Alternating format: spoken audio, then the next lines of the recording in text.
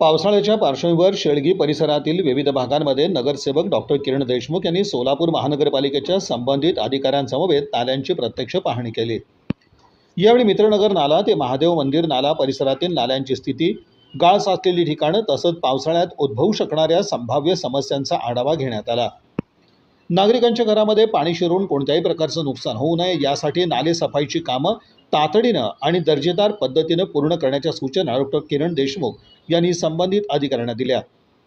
तसंच नाल्यांमधील गाळ त्वरित काढून पाण्याचा प्रवाह सुरळीत ठेवावा, पावसाळ्यापूर्वी सर्व आवश्यक उपाययोजना पूर्ण कराव्यात आणि नागरिकांना कोणताही त्रास होणार नाही याची दक्षता घ्यावी, असे निर्देशही यावेळी संबंधित यंत्रणेला देण्यात आले।